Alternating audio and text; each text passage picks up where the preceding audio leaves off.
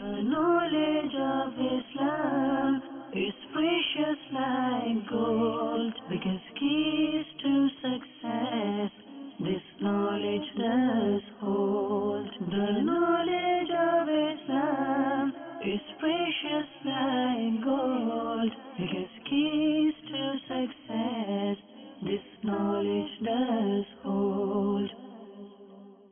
Alhamdulillahi Rabbil Alameen wa salatu wa salamu ala Sayyidil Mursaleen.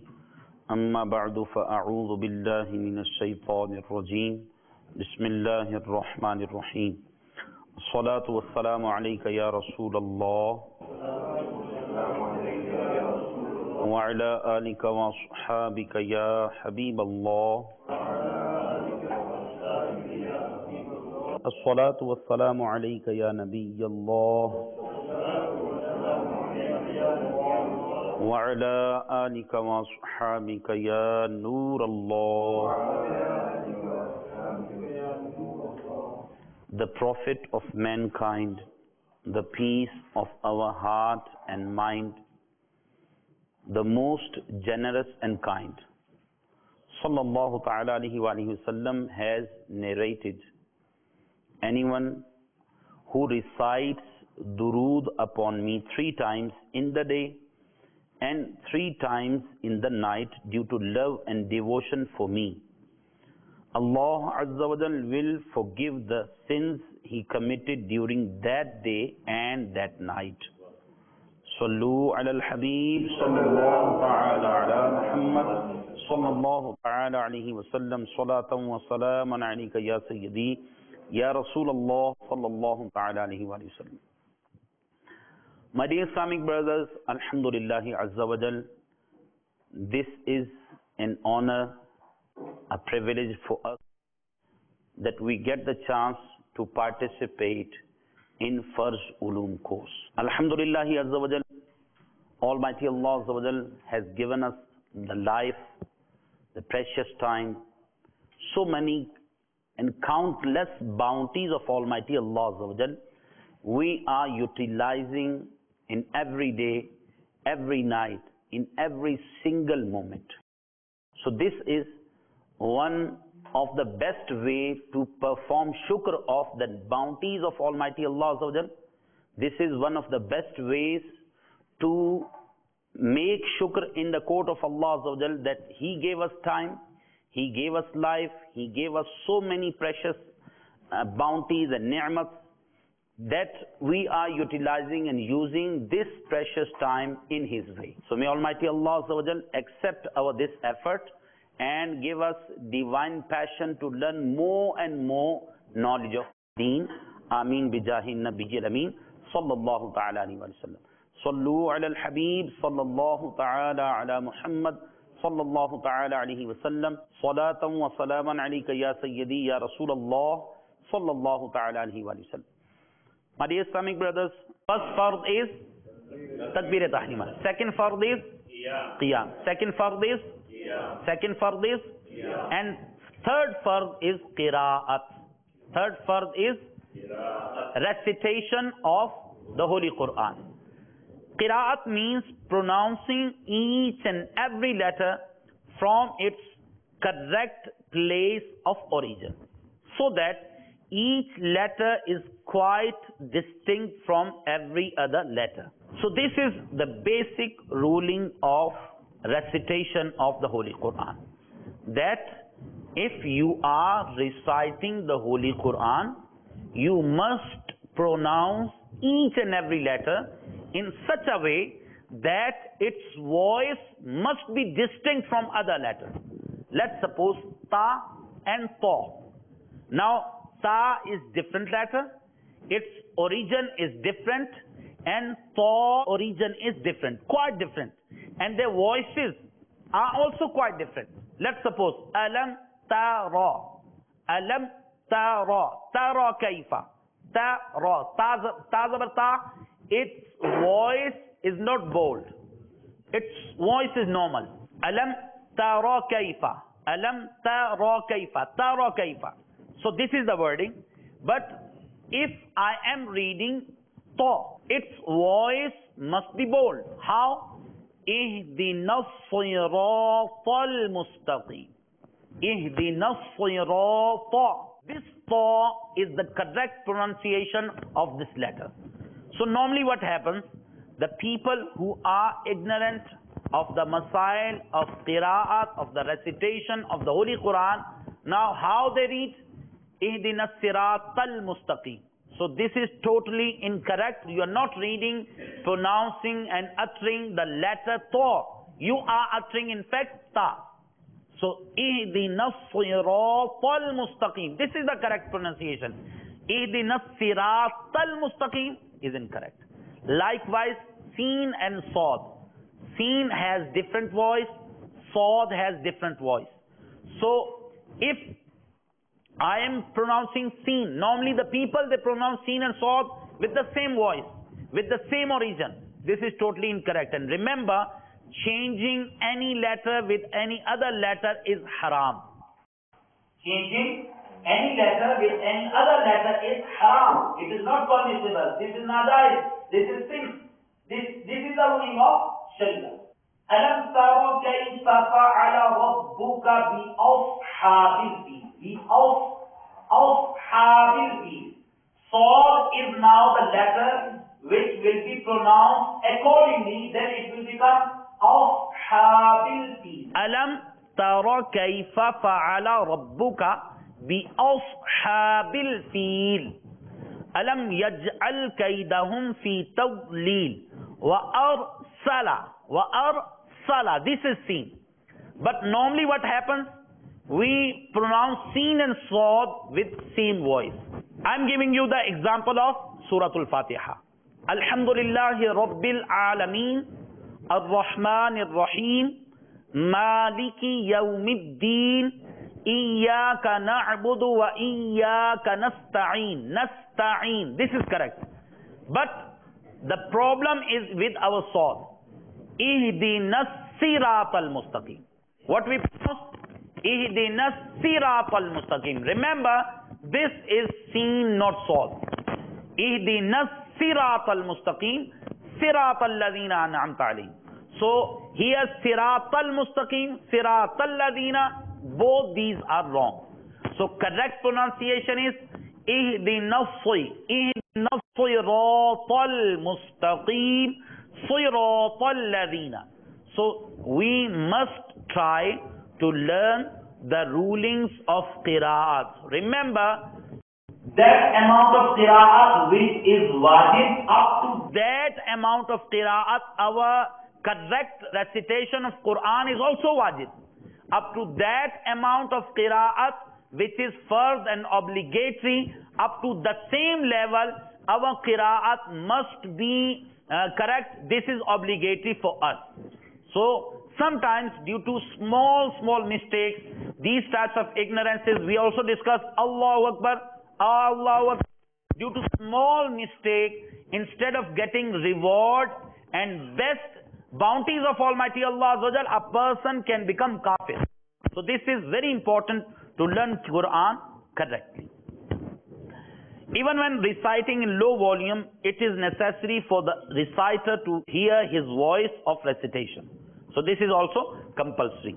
If the letters are pronounced correctly but not loud enough for the reciter to hear himself, and there is no obstruction such as noise or the problem of hard of hearing, either the salah will not be valid in this case. We also discussed this thing before, that we have to recite and utter the different words of salah in such a voice that we can hear our voice ourselves. And if we are reciting Quran but we are unable to listen our own voice in normal condition, there's no noise and there's no problem of hearing, and we are in normal condition and we are reciting Quran in such a way that we are unable to listen our own voice, now in this case our salah will not be considered valid. Because what's happening here? The amount of fard qiraat we did not hear at all.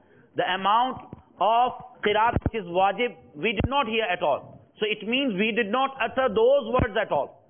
So in this case, if we did not utter the word takbir tahrima Allahu Akbar with such a voice that we could also hear, ourselves, now our salah did not start at all. So this is the basic thing which we must keep in our mind while reciting Quran in salah and different azkar and tasbihat in salah. Sallu ala al-habib sallallahu ta'ala ala Muhammad sallallahu ta'ala alayhi wa sallam salatan wa salaman alayka ya sayyidi ya Rasulullah sallallahu ta'ala alayhi wa sallam. Likewise, whatever is to be recited or said even other than salah, it must be recited or said in such a loud voice that the reciter or speaker could hear himself. For example, giving a divorce, freeing a slave, or mentioning the name of Allah Azza wa Jal when slaughtering an animal. In all these cases, the words must be said loud enough for the reciter to hear. The same should be kept in mind when reciting Durood Sharif and other awra. So normally, this is our practice. We are reciting Quran, we are doing lot of ibadat and zikr azkar, but we don't hear our own voices at all. So make it your habit that whenever you are going to recite something, when you are taking the name of Allah Azza wa Jal while slaughtering animal, or you are reciting Durood Sharif, you must recite with such a voice you can hear your voice yourself. Now, how much amount of qiraat is fard, which I discussed just now, we will learn this once again. To recite at least one ayah, one verse in the first two rak'at of a fard salah, and every rak'at of witr, sunan and nawafil salah is fard for the imam as well as the munfarid, the person who is individually offering his salah. Now remember, except third and fourth rakat of fard. Except third and fourth rakat of fard. Revise with me with loud voice. Except third and fourth rakat of fard. Except third and fourth rakat of fard. In every rakat, remember at least one verse recitation of one verse of Quran is fard and obligatory. So, a muqtadi is not allowed to do qira'at in salah, neither Suratul Fatiha, nor any other ayah, neither in a sirri salah, nor in a jahri salah. The qira'at of the imam is sufficient for the muqtadi according to Hanafi school of thought. This is mas'ala. We discussed this thing also earlier in our previous lectures, one of our previous lectures, that according to Hanafi school of thought, muqtadi, the follower, is not allowed to recite anything except Subhanakallahumma wa bihamdika wa tabarakasmuka wa ta'ala jadduka wa la ilaha ghayruk in first rakat before the recitation, starting of the recitation of Suratul Fatiha by Imam. Before Imam starts Suratul Fatiha, before the starting of Imam, now he can read Sana. But if Imam has started in Salah and he is listening the voice of Imam, now he is not allowed to read Subhanakallahumma. So, muqtadi is not allowed in any salah at all, in any rakat at all, to read Surah Fatiha or other verses behind Imam. So this is the ruling of Sharia. But according to other schools of thought, according to Sayyidina Imam Shafi'i radiyallahu ta'ala, according to Sayyidina Imam Malik radiyallahu ta'ala, and according to Sayyidina Imam Ahmad bin Hanbal radiyallahu ta'ala, muqtadi has to recite Suratul Fatiha. Sallu ala al-Habib sallallahu ta'ala ala Muhammad sallallahu ta'ala alayhi wa sallam. Salatan wa salaman alayka ya sayyidi ya Rasulullah. If someone did not do qira'at in any rak'at of fard salah, or did qira'at only in one rak'at, his salah would not be valid. One should recite the Quran slowly in fard salah and at a medium pace in tarawih. Fast recitation in nawafil of the night is permissible.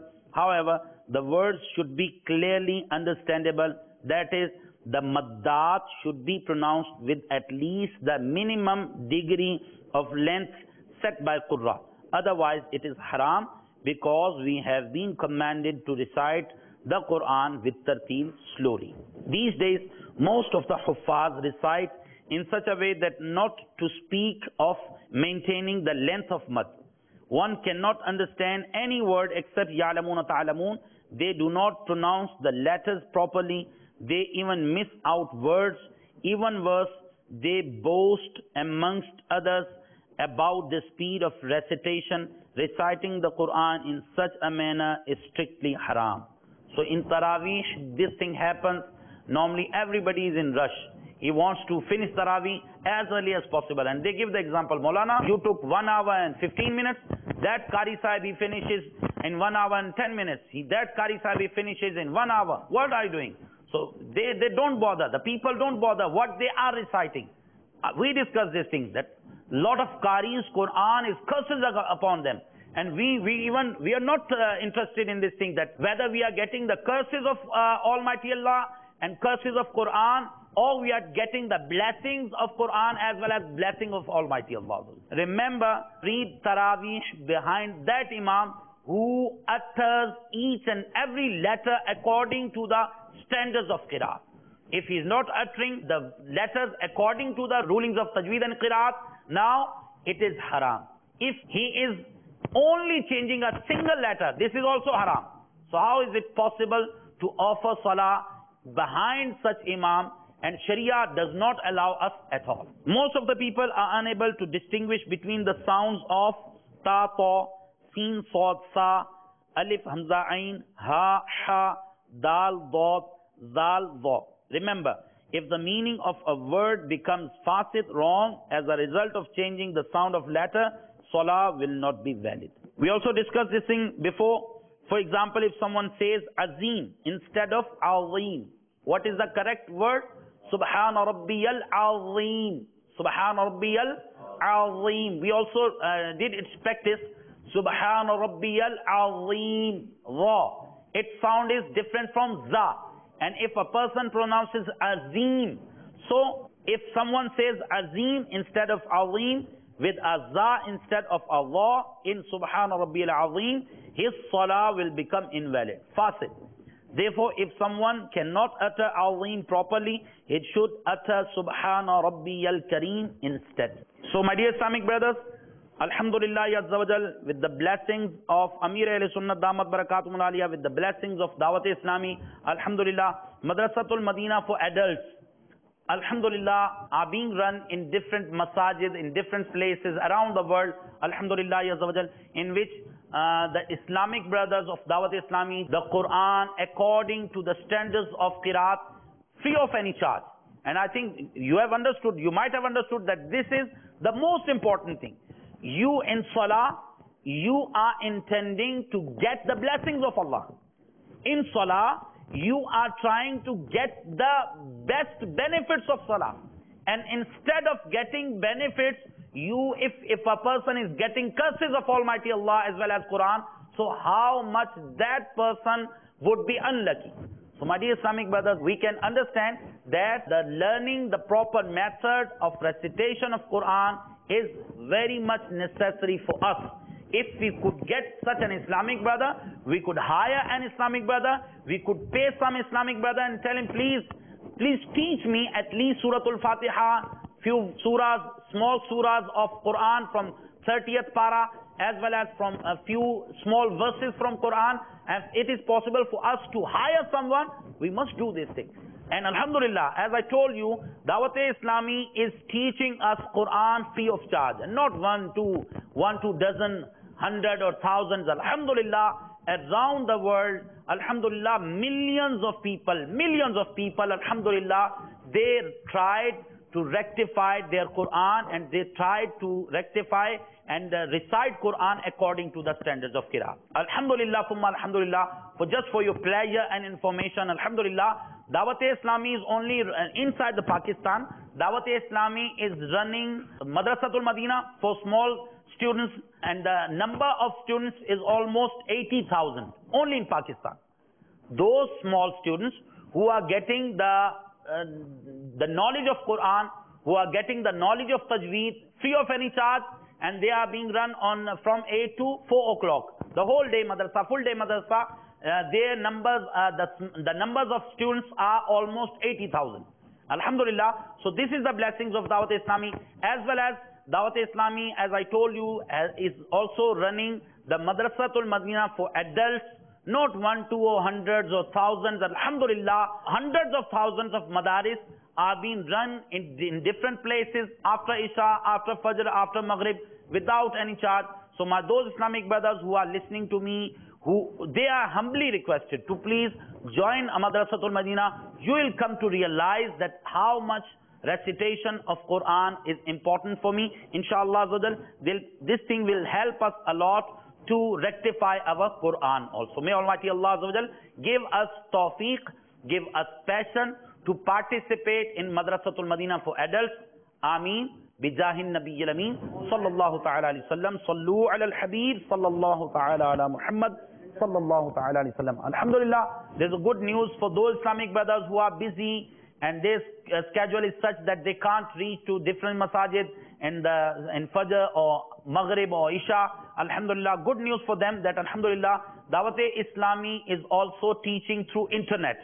So Alhamdulillah, Dawat-e-Islami is teaching Quran according to the proper rules, as well as not only Quran, the masail of wuzu, masail of tayammum, masail of ghusl, masail of salah, and different types of masail. Not only these masail, as well as the supplications and du'as of Rasulullah sallallahu alaihi wasallam, which are being recited on different occasions. Alhamdulillah, these things are also taught through internet, free of any charge.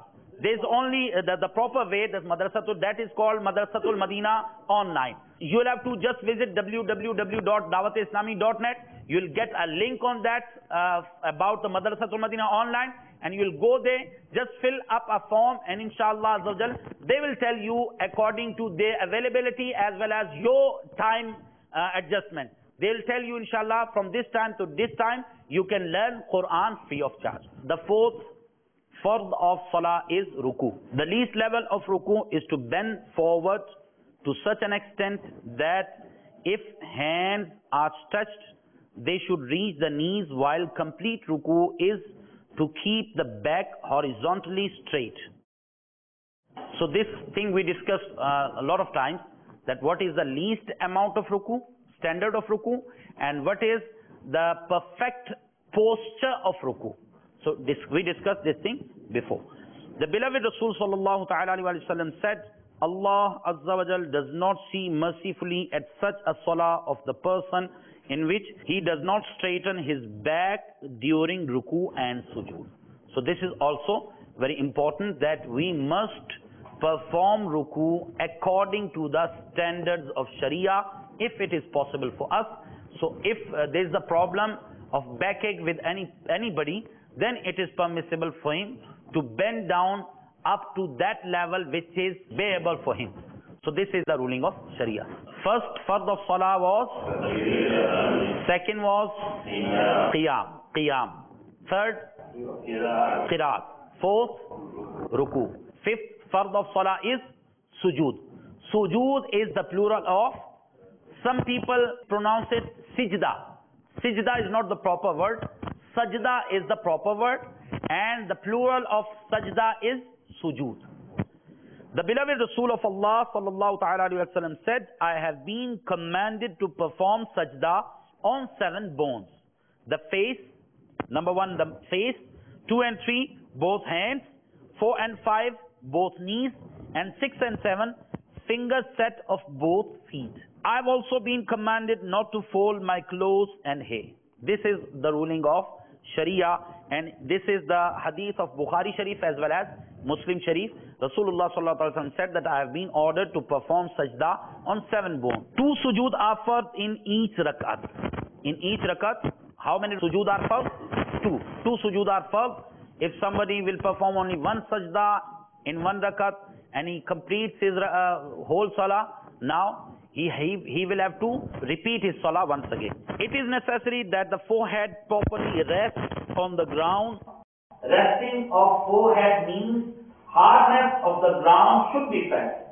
If someone performs sajda in such a way that his forehead did not properly rest on the ground, sajda would not be valid.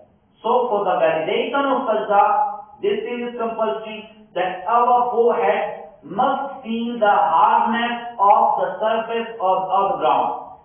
So this is important. We also discussed this thing in the practical of salah. As I think if you remember, we did all these things one by one. How a person has to perform sajda, which part must touch to the ground first, and which after that. So we discussed this thing in detail when we discussed the practical method of salah. In case of performing sajda on something soft such as grass, wool or a carpet, if the forehead firmly rests onto it, that is, it is pressed so hard that it cannot be pressed anymore, sajda will be valid, otherwise not. So normally in our South Africa, there are double carpets. First they put something and on that they put the carpet, and normally what happens, you will have to force yourself to perform sajda properly. So remember, if we just put our forehead and our forehead did not feel the hardness of the surface, our sajda will not be considered valid. Our sajda will not be considered valid. And if sajda is not valid, then salah is also not valid. These days, the trend of using carpets in masjid has developed. In some masajid, foam is also spread underneath the carpets. While performing sajda on a carpet, make it show that the forehead firmly rests. Otherwise, salah will not be valid. If the nasal bone did not rest on the ground properly, the salah will be makruh tahrimi, and it would be wajib to repeat such a salah. So this is very important. Feeling the hardness of the surface with this forehead, this is fard. And your nasal bone, we also discussed within the method of salah when we discussed. So this nasal bone also, it must feel the hardness of surface. If you only touched the ground, but only your tip of this nose is touching, and this nasal bone did not touch, now your salah will be wajibul i'ada. It will be wajib for you to repeat that salah. So normally nowadays, a lot of people, they commit this mistake that normally they just put their forehead on the floor, but this nasal bone at all, and neither this tip or nor their nasal bone touches the ground. So their salah will be makruh tahrimi, wajibul i'ada. They must have to repent from it if they did intentionally, as well as they have to repeat their salah. So this is the important ruling of Sharia. We discussed also this thing in method of salah, that at least one toe of your foot must touch the ground. Okay? And 3 toes of both foot is wajib. And all 10 toes, you must perform sajda in such a way that their tips must be towards Qibla.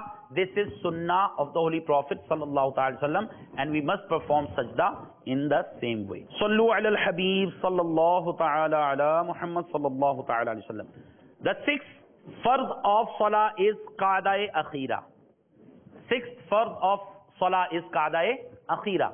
Last qa'da, last at-tahiyyat. After the completion of all rak'at of salah, it is fard to sit in qa'da for the amount of time in which complete the tashahhud, at-tahiyyat, up to abduhu wa rasuluhu is recited.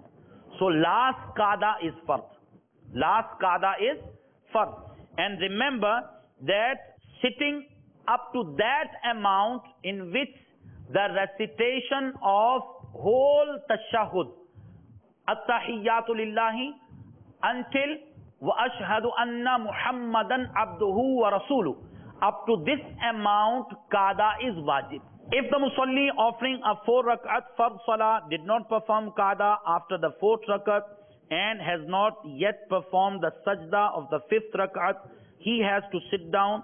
However, if he has performed the sajda of the 5th rakat, or in case of fajr did not sit after 2 rakat and did the sajda of 3rd rakat, and in case of maghrib did not sit after the 3rd rakat and did the sajda of the 4th rakat, the first salah will become invalid. In these cases, he should add 1 more rakat except maghrib salah.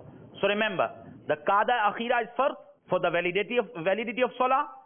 If a person is offering fajr, now after 2nd rakat, he has to do qada akhira. He has to sit for at-tahiyyat in 2nd rakat, and instead of sitting after the 2nd sajda of 2nd rakat, he stood up and he started 3rd rakat.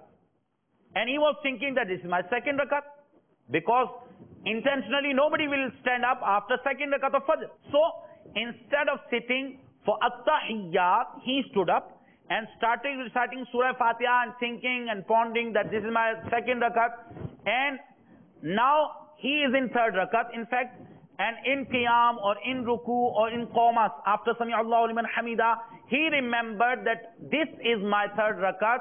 So immediately at that point when he remembered, he has to come back in at-tahiyyat. Okay? But if he did not remember this thing and he performed the sajda of third rakat of Fajr, now his fard will become invalid. Now he has to add one more rakat in Fajr. Now 4 rakat will become nafil for him. You understand? The second case is Zuhr, Asr and Isha. How many rakat a musalli has to perform? 4 rakat. And after completion of 4 rakat, he did not sit in a tahiyyat. That is qada, which is qada akhira, and it is first obligatory for him. And instead of sitting after 4 rakat, he stood up. And he started performing 5th rakat and thinking that this is my 4th rakat. As he will remember that this is my 5th rakat, at the same point he has to come back before sajda. Before sajda of 5th rakat. And if he did the sajda of 5th rakat also, what will happen? His fard will become invalid. Now he has to add one more rakat. So 6th rakat will become nafil for him. 7th fard is khuruji bisun'ihi. 7th fard is khuruji bisun'ihi. Khuruji bisun'ihi means after the qada akhira, deliberately saying salam, talking or any other such act that finishes the salah. However, if any other deliberate act except salam was found, repeating such a salah will be wajib, and if any such act was found without intention, the salah will become invalid. So after the completion, after finishing qada akhira, he has to come out from his salah with intention of coming out of salah, and he has to say assalamu alaikum wa rahmatullah. So word as-salam is wajib. Word as-salam is wajib. So he has to say as-salam. But coming out intentionally, coming out from salah intentionally, this is last fard of salah.